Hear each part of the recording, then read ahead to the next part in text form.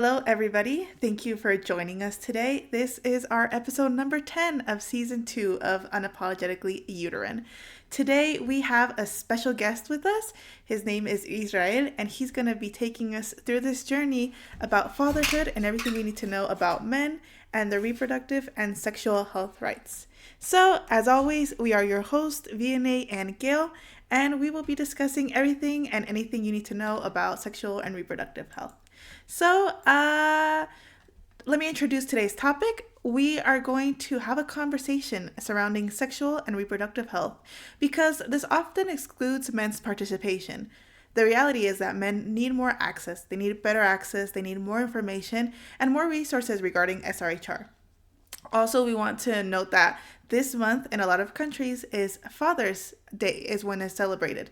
So we want to see more about fatherhood, how parenting is often seen as a female domain, but it's something that's interesting and is important for men too. And we need to increase this conversation to bring more awareness to their sexual and reproductive health, support them so they can have more resources and information, and the role of them in fatherhood.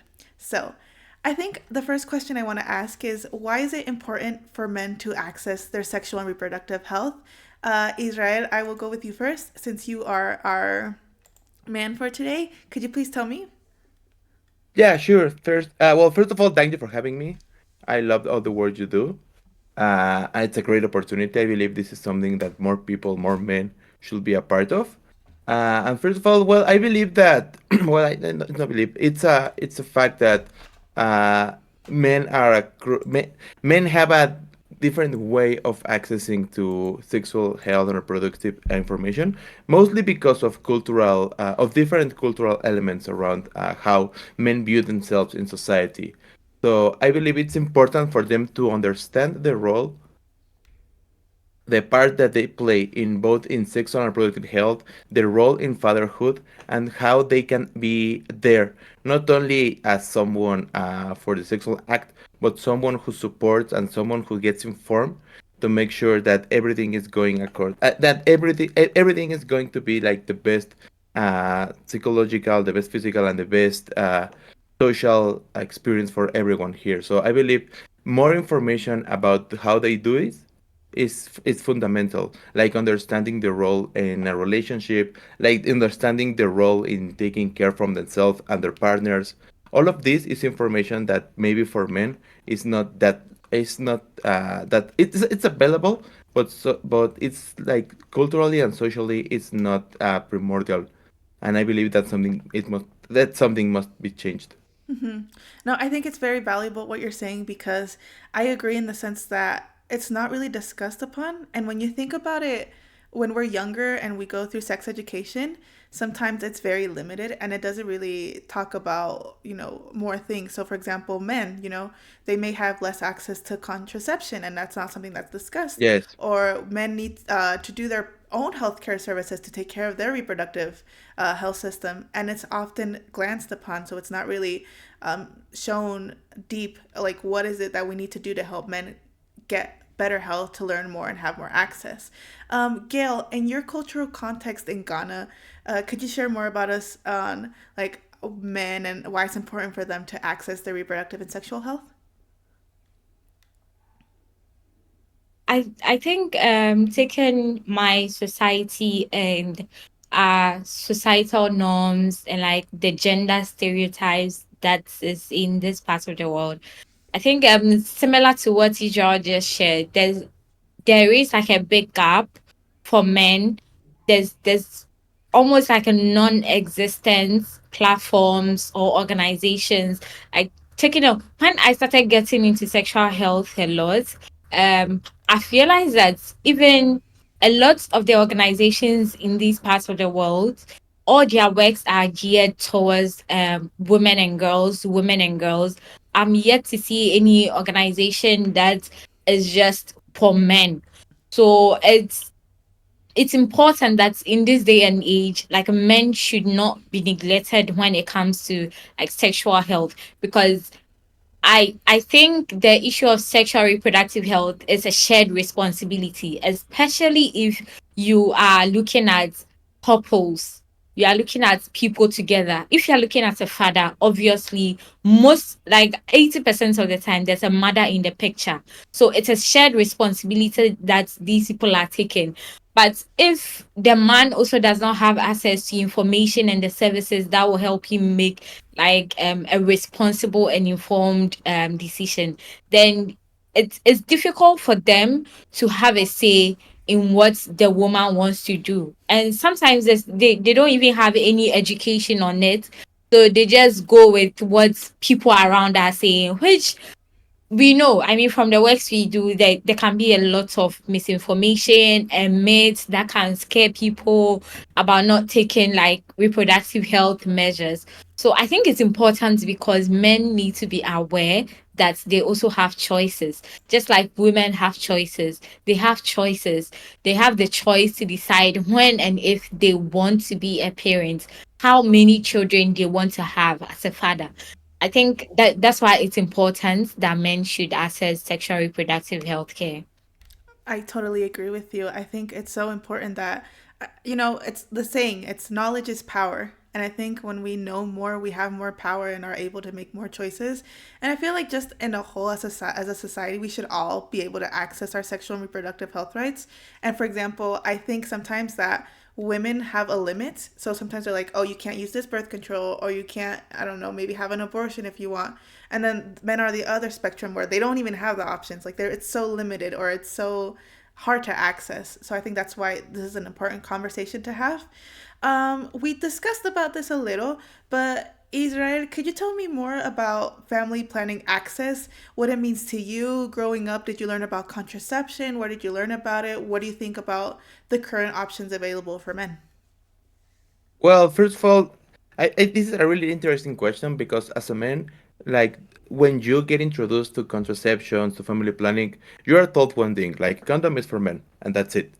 So unless you go ahead and do more research, you only keep with this idea of, okay, as a man, I have to know how to use a condom. Everything else is not my responsibility, and I believe that's a mistake and a big one. Because personally, I believe that most of the different contraception methods, I understand there's a method available for different people. There's not like complete availability around the world, etc. But you need to understand that some of those methods do have risk. Taking hormones, for example, is not as safe as using a condom. Right, having a vasectomy, for example, is a really safe procedure and a really easy procedure, and really you recover really easy from it than any procedure that could have for a woman, right? So I believe that family planning is something that must be taught more for men. From my perspective, it was only like you have as a man the responsibility to use a condom. Everything else is not your responsibility. That's a big mistake. I believe that there's access for them in Mexico, Mm-hmm. but there's maybe I don't know if it will be a social or a cultural barrier there because as a man you're like taught something like as a man this is your responsibility Mm-hmm. only, and I think that's a wall that we must go over it because it's not you as a man and more as a person, your responsibility to get informed and understand what's better for you, what's better for your partner. If you do have a partner, it's fundamental to consider what would be the consequences of them using any other method, Mm-hmm. especially because most of them require medications, most of them require maybe a small intervention, and that's even if that's safe and that's okay, you have to consider is that really the safest option for this, for them, and for you as a couple? That's something that I believe it's fundamental. Mm-hmm. And I actually, there's something that I thought of when you were saying this is that, at least in Mexico, maybe in your circle too, Israel, is that I've seen that a lot of relationships, they're very shy when talking about contraception with their partner. I've seen a lot of girls asking advice like, how can I talk to my boyfriend about maybe using birth control? And he wants me to use this, but I don't want to. Like, how can I discuss it? And I think it's part of this societal norms that Exactly. that we're so shy, and everybody knows that sex is a thing and it happens, but nobody talks about it. And I feel like if we talked about it, it would make it much more easier. And I know like a lot of people who don't feel comfortable talking to the parents about it, and so they don't feel talking comfortable talking to their partner about it, even if it should be the responsibility of both. So in that sense, I think that it's very important, like you mentioned, that we know how all types of contraception work, even if we're not going to use it, because in that way we know maybe what we like, what we don't like, and we understand our partner a bit better with their choices. For you, Gail, what do you think about contraception access for men? Do you think it's great in your region? It's very limited. Are the options? I already saw your no, but are the options like varied? I'm sorry, but even for women, there's still like a very big gap. Mm-hmm. So men is like non-existent. I don't think I've personally met anyone or heard anyone talking like a lot about contraception. And there's also this, I think the lack of adequate sex education also contributes to this hypersexuality in a lot of men. I probably both genders, and it also leads to a lot of unsafe sexual practices. So see how Israel said, "Oh, I know condoms are for men."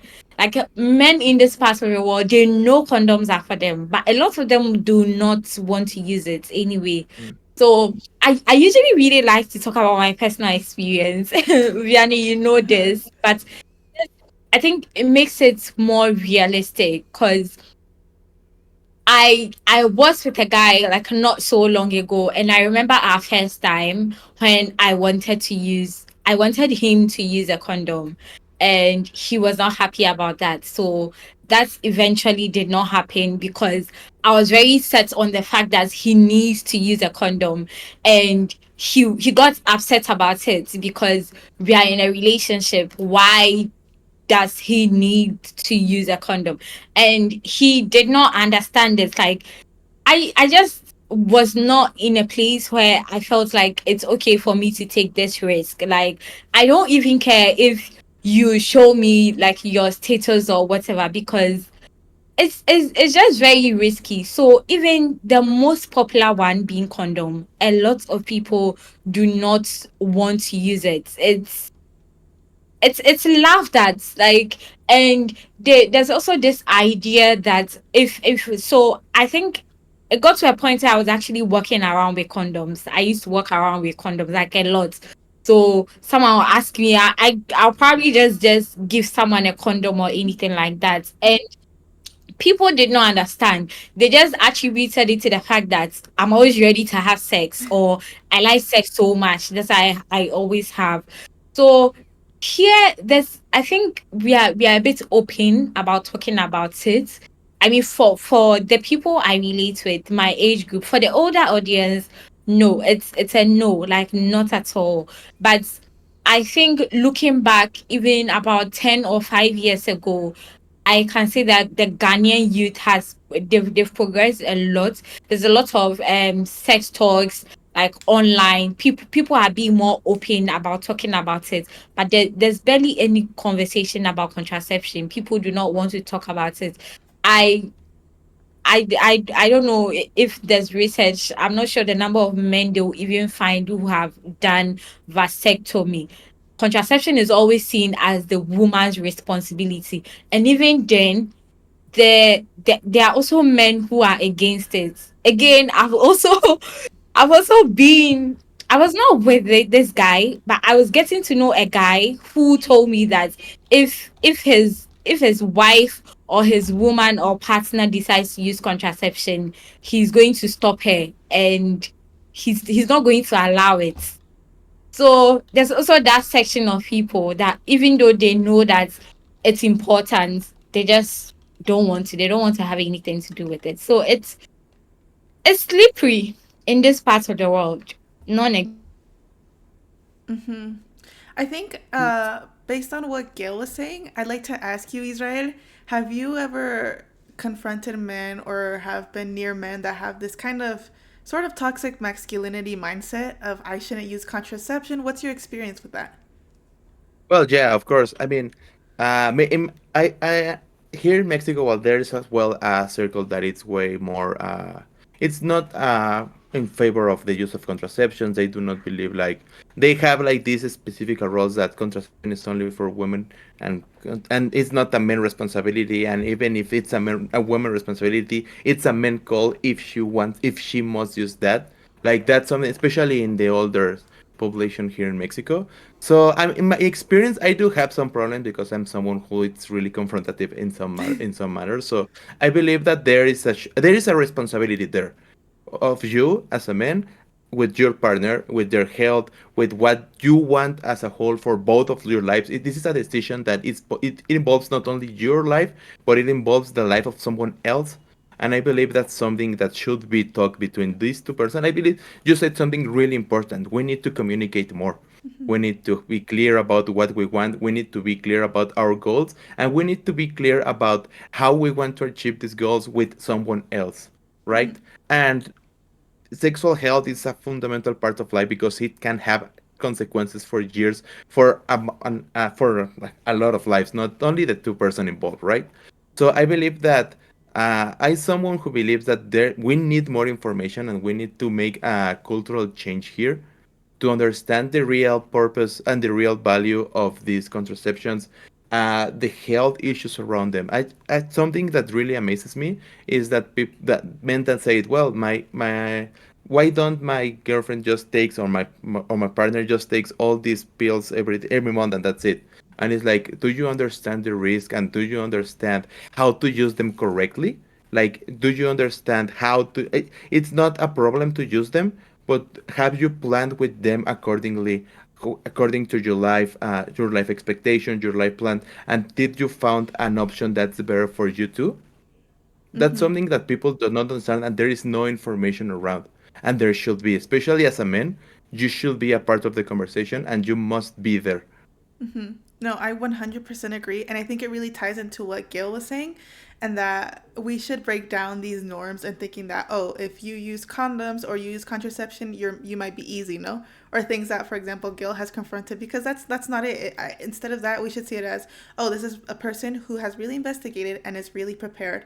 And if anybody is listening to this, please know that your use of contraception does not give people the right to judge you or to stigmatize you. And please remember that we have our friends at findmymethod.org who have more information on contraception, so they are always there available. But I think tying into what everybody is saying, I also want to discuss the barriers that men have when they want to access their SRHR services. For example, I don't know, just thinking out loud, maybe some of the barriers stem from the beginning. So the first thing would be no access to information. So that be at home or in school, maybe your access is very limited and you don't know what you can or can't choose. And also maybe access to public health services. For example, in Mexico, we have our IMSS and our ISTE. But I think it's very limited also the type of contraception and family planning that you may or may not have depending on the region you live in. Maybe in the cities, I know they have like IUDs and Mm. implants and all of these things, but they're mostly focused on girls. I think for men, they're mostly focused on contraception or vasectomy. I know that they have a lot of what they call here coordinadas to give free vasectomies to men. But again, it's so stigmatized that a lot of men don't want to do it because they might be scared. Um, for you, Gail, in your experience, what are some barriers that you've seen that men have to cross to be able to get these SRHR services? Uh, I think you basically said them, and I also said one in my Mm-hmm. initial answer about lack of comprehensive programs. So in Ghana, like I said, a lot of the SRHR programs are geared towards women. Everyone is it's sometimes it's I get that we are important, but for a topic such as this, I think again the shared responsibility, especially if the person is not single, because there are so many women and they are in spaces where even though we are championing for body autonomy and that your body is your choice, there are so many societies that we are unable to reach for women to know these things because they are probably older, they are not online, so they don't even know there's anything like your body, your choice. But the on ground people are able to get to these places. But when they get there, they're also only so focused on the women. They do not involve the men. Meanwhile, you are talking to a woman who lives in a household where the man makes all the decisions.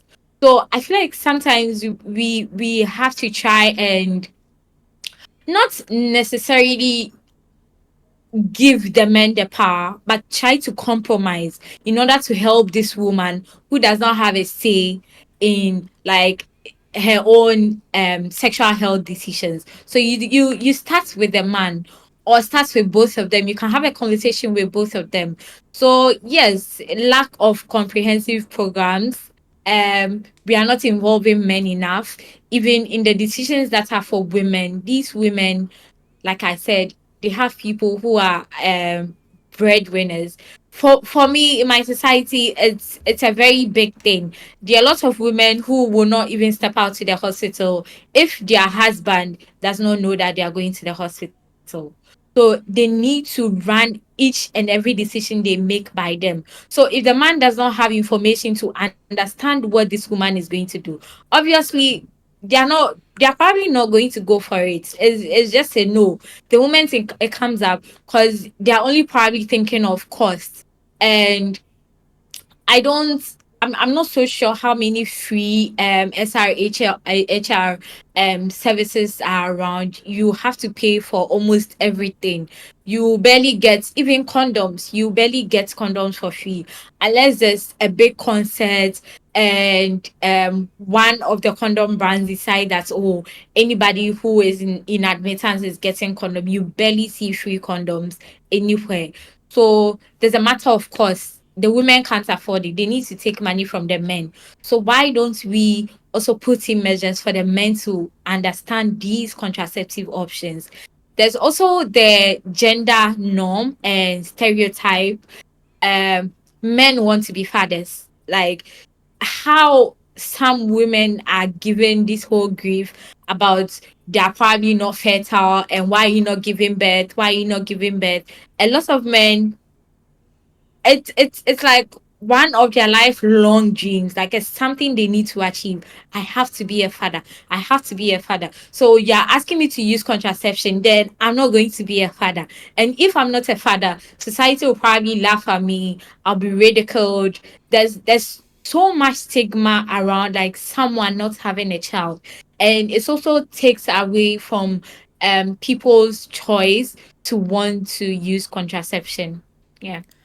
That is such a powerful thing to mention, Gail, because I think that's also something, unfortunately, very universal. I know that there are cases in women here in Mexico who are in other regions where they have children because their partner doesn't let them use contraception, no?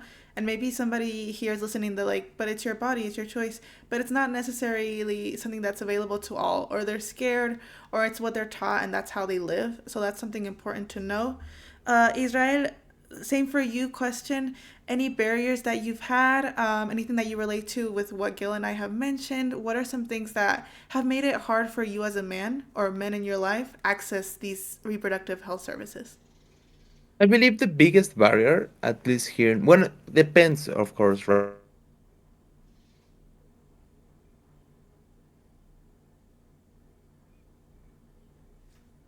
Because there are different countries. Like United States is one of the biggest barriers. It's like one of the big parts here. Like you are as a man, and this is something I've been part of because it's cultural. It's something that you're taught even if as a kid. Later in life when you understand that things are not that way. Some people don't, some people do. But the thing is, you are as a man as taught that your job as a man is to be a father who provides to a family. That is your responsibility in the long term as a man. uh, if you can't be a father, then there's some people relate that, okay, then I am not a good man because I'm not following this social rule about that, which is completely wrong in my opinion. Like I believe the biggest barrier we have to overcome is this idea that fatherhood mean manhood, and it is not. Mm-hmm. I would say that a responsible fatherhood can mean manhood. Yes, of course. If you are a responsible man who gets informed, who plans their life with your partner to be a responsible father, then you are you have a correct manhood there. But this correlation between fatherhood and manhood is completely wrong, and that's one of the big things we must overcome, because that's one of the big barriers of like accessing to contraception, to getting more informed. Why would you get informed if getting informed is against what manhood is? Like it's like this correlation that it's completely wrong. I believe that the other barrier we have here is that men do not understand. I believe men took really, really lightly their part on the complete on the sexual on all the sexual roles. Like you have a responsibility here, dear. You have a responsibility to take care of yourself so you don't spread anything to anyone you're with. That's the first thing. Second, you have a responsibility to be a responsible father if you want to. You have to understand what your role is and breaking this barrier, because thankfully, as you mentioned, BNA, here in Mexico there are options, maybe not the whole and the complete options, but there are options available. But men don't want to, don't men are not interested in them. I will not say they don't want to, but I believe they are not interested in them because they do not understand the role. So as if they don't understand what role they're playing there, why would they get informed? So I believe that is the biggest barrier we have to go. No, that I totally agree. And actually, like I had a light bulb spark up when I heard both of you talk, because it now makes sense to me why some men might be really against abortion. And it's not because they're against it because of how it is. It's because I need to be a father. How are you going to take away this ability for me to be a father? Like, my mind is blown because I never thought about that, but it would make so much sense, you know? But like, I think we all agree that, you know, we have to be more responsible. We have to be more engaged. And I think men really need to have, you know, go past these societal barriers, because how are we going to be great fathers or great mothers if we are not doing the things from the beginning? And I think for so many people, for example, in my case, I've seen that for some, being a father is just having the child. It's not being like emotionally available or physically available. As long as they give them money and they have it, for them that's good. And I think that, you know, we need to open up our mind and understand that it implies so much more, not only for us but for the sake of, you know, the future children if we choose to have them. um so in this conversation, I also want to ask, how can we help men enhance their awareness of sexual and reproductive health rights? In my opinion, I think it should start from when they're younger. Like I think Gail mentioned it, and Isra too. It's hard for older generations. You know, it's very hard to change their mindset on things. But I think if we can teach the younger children why it's important for them to know and to help, and also it's not just, for example, sex education equal contraception. Contraception equals stop pregnancy. It's like Israel mentioned, you know, there's a lot of STIs and STDs, and people don't know, like they can be really bad and they can really harm you. But people think that condom is just to stop pregnancy, when it's just to protect yourself and your partner. And I also think it has a lot to do with men. Sometimes men feel like they can't say no. They don't have a say in consent, which I think is so unfortunate, because men do have a choice on their body, you know? And maybe they do want to do something or not, or maybe men are more afraid to explore different types of sexualities. Maybe they might be asexual and they feel like there's something wrong because men are taught to be a more sexual creature, but they might be asexual, or they might be bisexual, demisexual, all these things, but they're afraid to do so because there's no access from when they're children. So, in my opinion, I think if they learn it from when they're younger, it'll be more beneficial for them in the long run. For you, Israel, what do you think men can do, or how we can help men enhance their awareness in regards to all these topics? I believe education is fundamental, like you mentioned. Like we have to overcome this idea of macho mexicano, which is basically a man with several women, all of them having kids, but he providing to all of them because he obviously is a powerful sexual man who can provide and reproduce with everyone he wants to. We need to overcome that.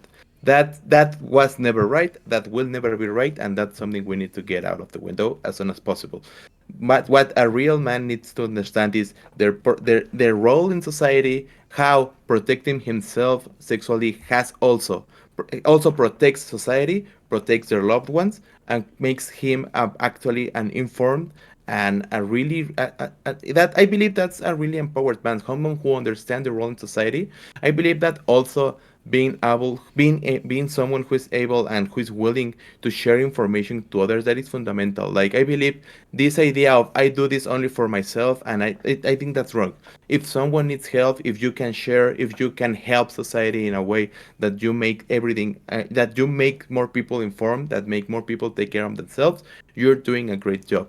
I believe that understanding your role in society and the value you as a person has, it's something that we need to move forward with. And I totally agree. And there's one word you said that I really liked, which is empowered. I feel like a lot of men think that if we discuss these topics, we're demasculating them or we're like against them. But the reality is that giving them these tools is empowering to them. You know, what's more empowering than knowing what you can and can't do and how to protect yourself? For you, Gail, what do you think we can do to enhance the awareness of men on SRHR? I know, like, Isra said the phrase of like macho mexicano, but I feel like this applies anywhere. Like, there's probably like macho Ghanaians who might have this mindset too. Yeah, that's totally true. There are. And I think basically everything you both said, and also something you said earlier, communication. I think women contraception for women is so popular and so talked about because as women are always online talking about contraception, we are talking about the effects it's having on you. Like literally when you go on TikTok, just Google birth control pills and its effects, you get so many options. Google the IUD, you get so many options. You get people sharing their experiences. I barely see men do that. So just as a shared something for the men who are educated about this, I think they should be a little bit more vocal for those who are already empowered, those who are already free, those who know and understand that this is actually what they want. Sort of like a communal effort. So the more you talk about it, the more probably your friends, it does not even matter whether they agree with you or not. What's important is they have the information and they know that at any point at all, you are probably someone that they can come to assist them make a decision, or even just referring them to resources. You come upon like a social media page that is talking a lot about this. Share it on your WhatsApp status, share it in your friend groups. You are just doing what you can to help people because people do not talk about it. There's barely any conversations about contraception for men. So we just need to do better collectively about creating awareness so that people can get the education there is.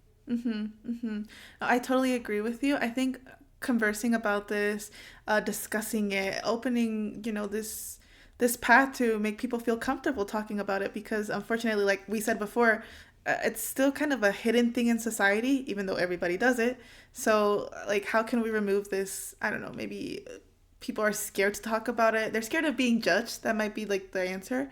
But I feel like it's a great opportunity for us to learn and to grow.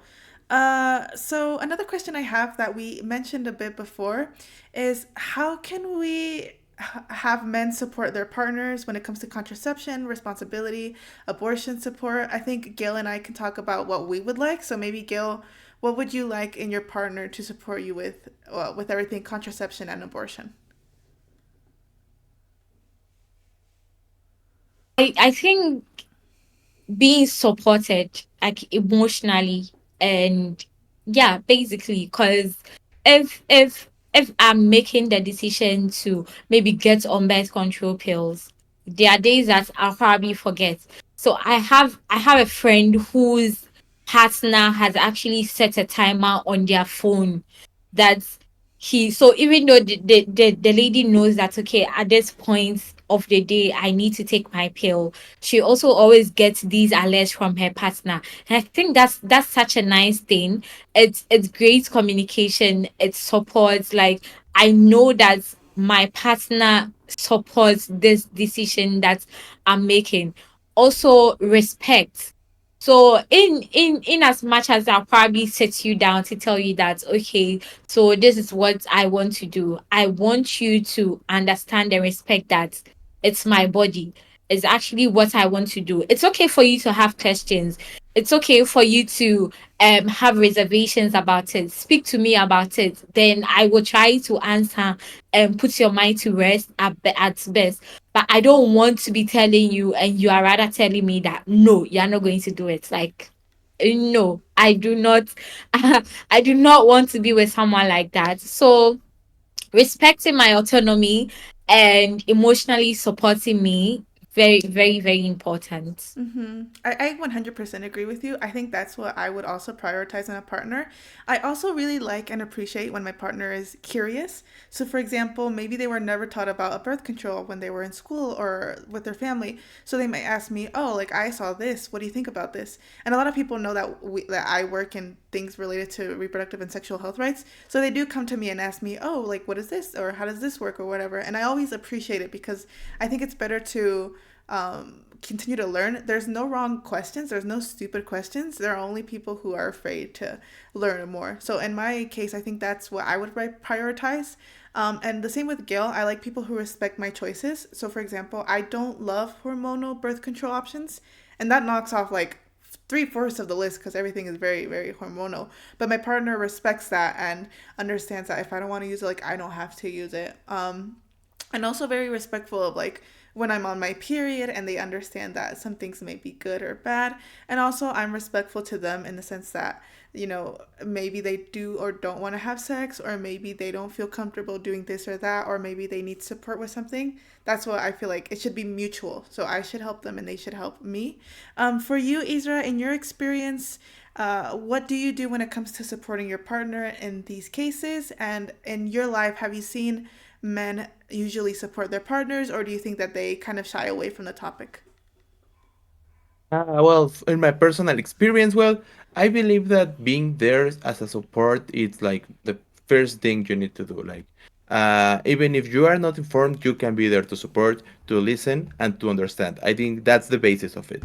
If you are there to support, you will eventually start to get informed because you want to be there and support. Like, I believe support is like the basis of all of this. Second of all, in my experience, I believe that the communication is fundamental. Understanding what are you comfortable with, what you want to do, what can we get informed, and understanding that in the end, I can provide an opinion, I can be there to support. However, it's the final choice is not mine, and it's something that I must understand in certain topics. Like certain types of contraception, the final choice is not mine because it's not my body.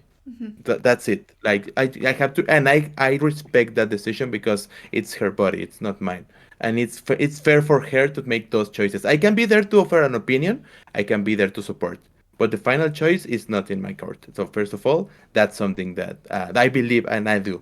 Second, I believe that you have also a shared responsibility there.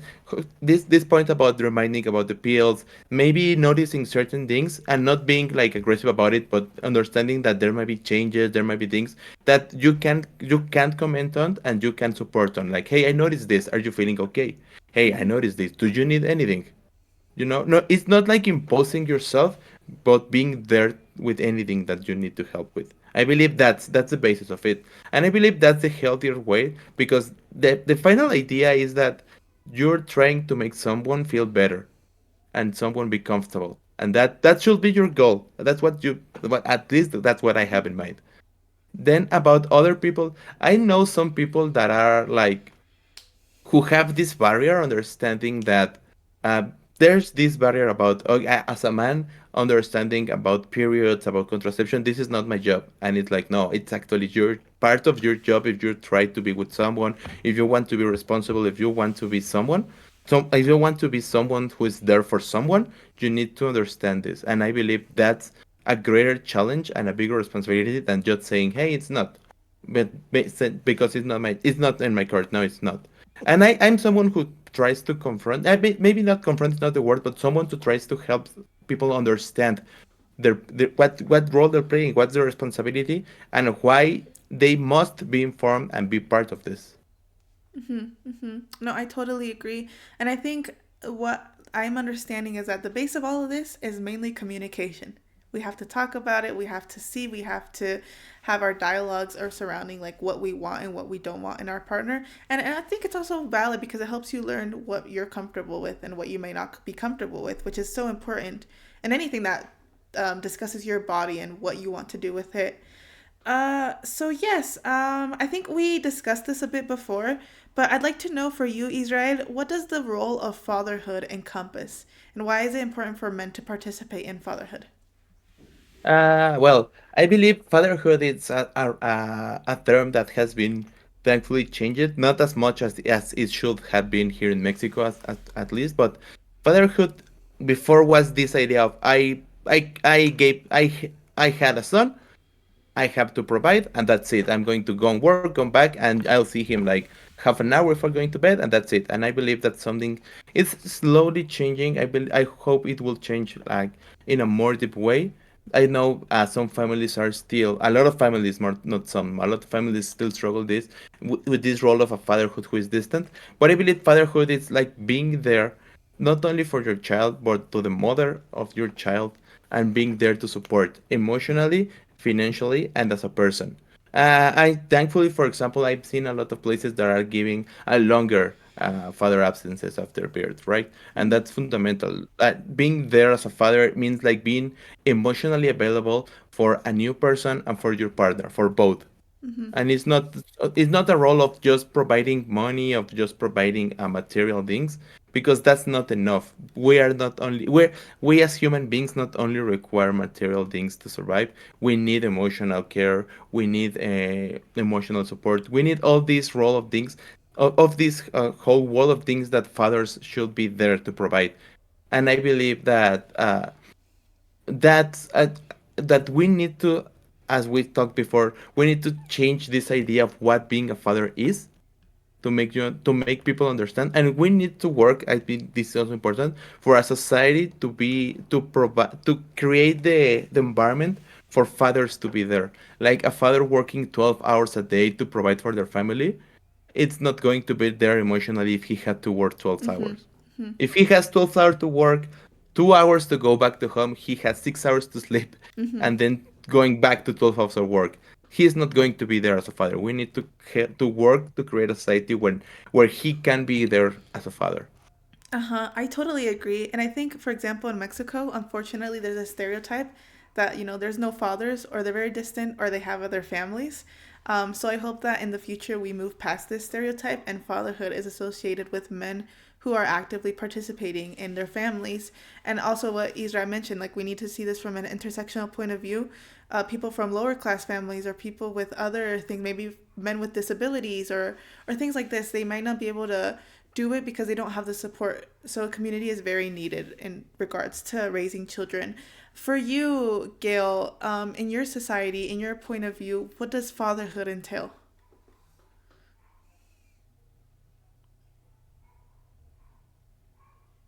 I think Israel basically covered everything. So there's definitely the practice of people thinking it ends after the child is born. Like a lot of people are just giving birth, and some people don't. Some men don't even live with their families. Like they literally have other places they live. Sometimes even with the extended family, while the mother and the kids are living elsewhere. So maybe once a week, weekly visits or special occasions. There's stuff like that. It does tend to happen a lot. And there's also the issue of one man having multiple families. So now it feels like they are always moving around. These people are never static. So they'll probably spend one day here, they're spending another day there, spending another day there. Like you are barely seeing your father anyway. So yes, the idea of who a good father is definitely needs to change, because it does not end with paying the fees of your child and making sure they have a roof over their head and making sure they've eaten, which unfortunately some are not even doing. But then they'll probably come back years later and, oh, I'm your father. Yeah, I'm your father.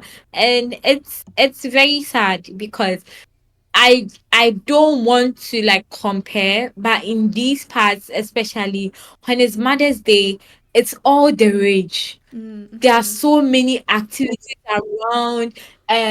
People, restaurants are giving discounts, Mother's Day discounts. Online brands are doing all these really cool things, and then it's Father's Day, and it's like, okay, it's just any other day. And it's a bit sad. Sometimes the men get like really sad about it. But I knew people who did not want to see their father. Maybe they are sitting in their living room or the hall watching a show or something. The moment they hear their father's car coming, they just straight up turn it off and go to their room. They do not want to interact with their father because there's no relationship. And there are some of them who are also so emotionally volatile that even when there's a conversation going on, it's not a conversation. They are just hawking at you, shouting at you, just angry. So yes, the idea of who a father is and the role they play, their responsibility to their children need to change. There should be more awareness. Like that's also why it's so important that people need to know that they have the choice to decide when and if they want to have kids. Like, don't have kids just because you have to. Do you actually like them? Do you want them? Like, are you sure you're going to be in a position to provide them with like the best things in life? And the best things in life does not even just mean financially. Like, are you going to support them emotionally, psychologically? Are you going to be there for them? Like, if you have a child, that's literally an extension of you. So everything you do, you need to make sure that it's not harming them or hurting them in any way. And I think a lot of people do not think about it because of the society we all grow up and live in. They just want to have kids, and then they end up making their kids very unhappy and being traumatized adults, which a lot of us are. So yeah. No, I think, yeah, what you said, Gil, I think it's universal because at least here in Mexico, like Mother's Day is basically like mothers are saints. It's a holiday, it's a huge thing. And then Father's Day comes and it's crickets because we're just not used to celebrating men. But I do want to like highlight that I think men should be celebrated when they are accessing their contraception and they're doing their job and they're doing it well. I think men need more support so they can be active fathers, they can be good fathers. And I think at the end of the day, it's a team effort. So we don't, I don't want men thinking that we're like dunking on them or we're saying like bad things about them. I want them to know that, you know, I want a good future for men. And it includes like helping them access this. So we are about to end our live stream, and I think I just want to ask our last question, which is what are some steps that can be taken at a societal level to increase men's involvement? I'm going to tie my answer with one of the questions in the chat, which was what are your thoughts on how misconceptions can contribute to why men refuse to take contraception? So that's what would be my advice on ways that we can help men get involved in this is that we need to break down these myths. We need to break down these barriers. We need to combat these ideas that men can't or shouldn't be involved, or it's not men's responsibilities, or that men's voices aren't important when it comes to these topics because they are. And I think that myths contribute in the sense that they might not want to take contraception because it's not manly. They might want to have children even if they're not prepared because they have to. So that's what I would say is important. For you, Isra, what do you think are some things that we can do to increase men's involvement in sexual and reproductive health rights? I believe that helping other men and more men to understand that there is not an structural way to manhood that they must follow. Like they do not have to be a father who is able to have sex with multiple women and have multiple children to be a successful man. That is not manhood. Manhood would be being a man who is comfortable with who he is, who is emotionally available, who is informed, and who is happy just being who he is. It doesn't matter if it's following these societal wrong norms of manhood. I believe that breaking that barrier would allow more people to understand, oh, then if I don't have to be a father, then I can get informed about this without feeling guilty, without feeling that I'm failing, without feeling that I'm doing something wrong. Then if I can just discover who and what I like and what I want to be, I can get informed, I can work to be that person and to be every day better. Mm-hmm. No, I love that answer. I think it's so great. I think it's like we mentioned, we want men to do their best, to be their best. And this is a step towards them being their best. Gail, for you, what are some things that we can do to help men access their sexual and reproductive health? I think you already covered my main one. Breaking gender norms and the stereotype that to be a man, like in all its entirety, you have to be a father as well.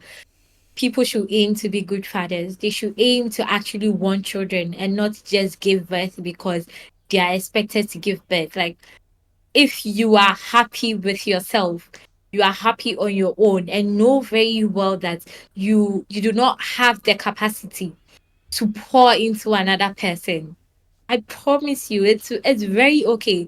It's totally okay to not want to bring other people in this world, because the moment you do, you need to put in effort. So you don't have to if you don't want to. Also, back to having conversations that will create like awareness about contraception, because there's still a very big gap. These conversations could be online, they could be communal, just a group of men gathered somewhere. But if you are educated, you should try as much as you can to also impart the small knowledge that you have on other men around you, because it's lacking. The awareness of male contraception is lacking. I'm sure lots of people do not even know that vasectomies exist. I'm very sure there are a lot of people, probably the older generation. So we should just talk about it more for men to know that they also have options. Just as we women have options, they have the option to not want to be a parent. That's not something only a woman or someone who can get pregnant gets to decide. You can also make that decision that you never want to be a father, or maybe you don't want to be a father till the next 10 years or 5 years. Just because, I don't, maybe someone is pregnant now does not mean you are also ready to be the best father you are to the unborn child. So yeah, that's what I have to say. Oh, that's great, Gail. Thank you so much for that answer. I think it's very insightful, and it's very, like we mentioned, it's just important for men to know that they have options. But I want to thank both of you. We are at the end of our live stream. Gail for being the amazing partner as always, and I really want to thank Israel because we sometimes have this problem too that we don't highlight men's experiences. So I'm really glad that we had this opportunity to talk with you. Israel, if you want to share your social media, any of the work you do, please do so that people can follow you and like get to know you more because you're so well spoken and intelligent. I'm sure people will want to know more about you. I don't do a lot of things online, to be honest. It's something that I've been, but if I do, I promise I will reach out to you so you can share this. Thank you very much for the opportunity. Okay, no, thank you. It was so great to be able to discuss with you. Gail, can you please share how to use the social media, all the things? Yeah. Hi everyone, and as usual, I'm the comms officer for how to use abortion pills. So if you are looking for accurate and reliable information on what to expect before you use the pills, where to get the pills in your country, you want to know the legalities in your country, just head on over to our website at howtouseabortionpill.org.